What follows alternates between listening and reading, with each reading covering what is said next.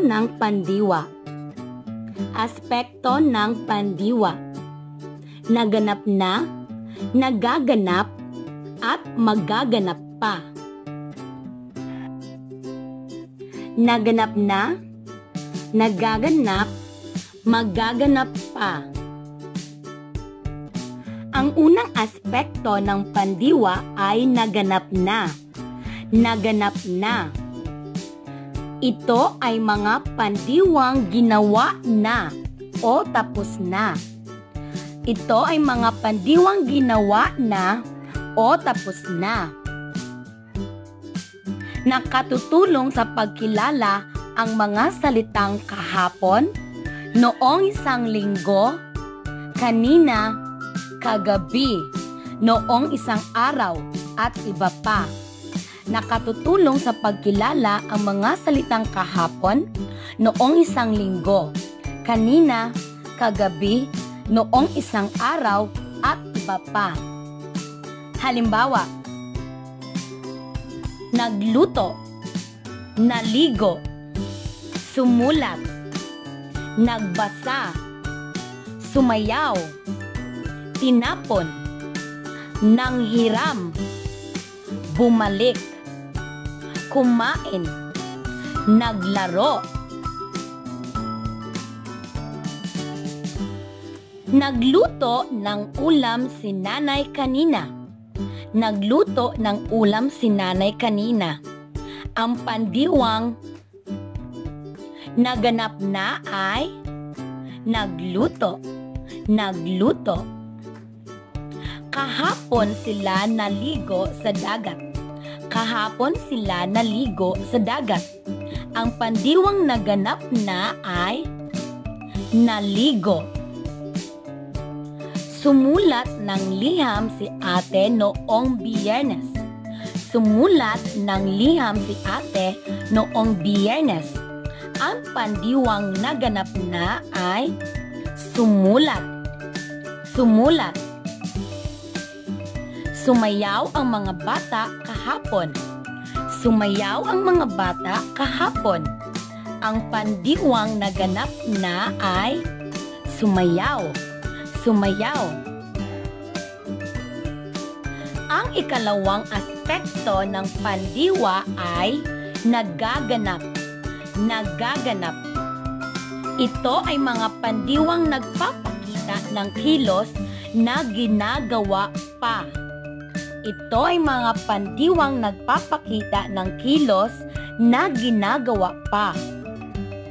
Ginagamit sa pagtukoy ang mga salitang ngayon, palagi, araw-araw, lagi, tuwing umaga, tuwing linggo, gabi-gabi, at iba pa. Ginagamit sa pagtukoy ang mga salitang ngayon, palagi, araw-araw, lagi, tuwing umaga, tuwing linggo, gabi-gabi, at iba pa. Halimbawa, nagluluto, naliligo, sumusulat, nababasa, sumasayaw, tinatapon, sumasali, nanghuhuli, kumakain, naglalaro. Naliligo ako araw-araw. Naliligo ako araw-araw. Ang pandiwang nagaganap ay naliligo. Naliligo. Si Ana ay nag-aaral gabi-gabi. Si Ana ay nag-aaral gabi-gabi. Ang pandiwang nagaganap ay nag-aaral. Sumisigaw ang mga bata ngayon. Sumisigaw ang mga bata ngayon. Ang pandiwang nagaganap ay sumisigaw. Sumisigaw. Binibisita namin si Lola tuwing linggo. Binibisita namin si Lola tuwing linggo. Ang pandiwang nagaganap ay binibisita, binibisita. Ang ikatatlong aspekto ng pandiwa ay magaganap pa. Magaganap pa. Ito ay mga pandiwang gagawin pa lamang o mangyayari pa lamang. Ito ay mga pandiwang gagawin pa lamang o mangyayari pa lamang.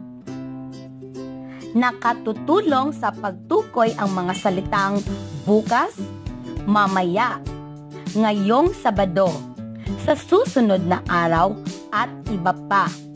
Nakatutulong sa pagtukoy ang mga salitang bukas, mamaya, ngayong Sabado, sa susunod na araw at iba pa. Halimbawa, magluluto, matatakot, susulat, magbabasa, manghihiram, tatawagin, sasali, babalik, matutulog, maglalaro. Maliligo kami sa ilog bukas. Maliligo kami sa ilog bukas. Ang pandiwang magaganap pa ay maliligo, maliligo. Ako ay mag-aaral mamaya. Ako ay mag-aaral mamaya. Ang pandiwang magaganap pa ay mag-aaral, mag-aaral. Aalis kami ngayong Sabado. Aalis kami ngayong Sabado. Ang pandiwang magaganap pa ay aalis, aalis. Sa susunod na araw ko babasahin ang kwento. Sa susunod na araw ko babasahin ang kwento. Ang pandiwang magaganap pa ay babasahin, babasahin. Iba pang halimbawa ng mga pandiwang naganap na, nagaganap at magaganap pa gamit ang panlaping Halimbawa, tumakbo. Ito ay pandiwang naganap na. Sunod ay tumatakbo. Ang salitang ito ay nagaganap. Lagi nating tatandaan kapag panlaping mawawala ang kapag magaganap pa. At ito'y magiging tatakbo. Tatakbo. Uulitin natin.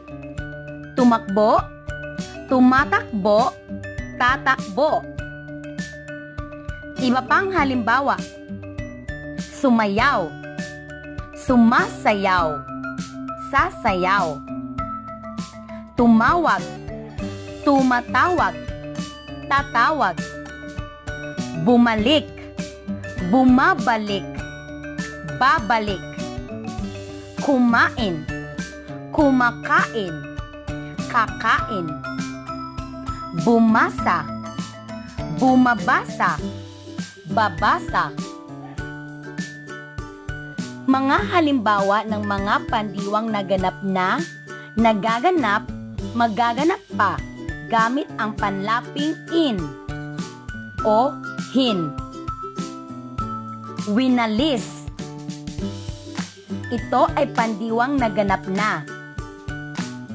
Winawalis. Ito naman ay nagaganap. Lagi nating tatandaan kapag panlaping in ang gagamitin, ang in ay malilipat sa hulihan ng salita. Katulad ng wawalisin. Uulitin natin. Winalis, winawalis, wawalisin. Iba pang halimbawa. Sinayaw, sinasayaw, sasayawin. Tinawag, tinatawag, tatawagin. Kinain, kinakain, kakainin. Kinanta, kinakanta, kakantahin. Binasa, binabasa, babasahin. Mga halimbawa ng mga pandiwang na ganap na, nagaganap, at magaganap pa gamit ang mga panlaping nag, mag. Halimbawa, nagbasa, nagbabasa, magbabasa. Uulitin natin, nagbasa, nagbabasa, magbabasa. Iba pang halimbawa ng naganap na, nagaganap, at magaganap pa. Nagluto, nagluluto, magluluto. Naglaba, naglalaba, maglalaba. Nagtanim, nagtatanim, magtatanim. Nagkuha, nagkukuha, magkukuha. Nagwalis, nagwawalis, magwawalis. Mga halimbawa ng pandiwang naganap na, nagaganap, at magaganap pa gamit ang panlaping na, at ma. Nabasa, nababasa, mababasa.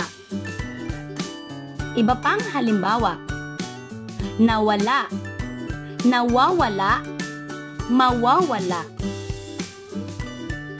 Naipit, naiipit, maiipit. Nakuha, nakukuha, makukuha. Nasaktan, nasasaktan, masasaktan. Nadulas, nadudulas, madudulas. Mga halimbawa ng mga pandiwang naganap na, nagaganap, at magaganap pa gamit ang mga panlaping nang, at mang. Nanghula, nanghuhula, manghuhula. Iba pang halimbawa, nanghiram, nanghihiram, manghihiram. Nangyari, nangyayari, mangyayari. Nanghuli, nanghuhuli, manghuhuli. Nanglait, nanglalait, manglalait. Nanghina, nanghihina, manghihina.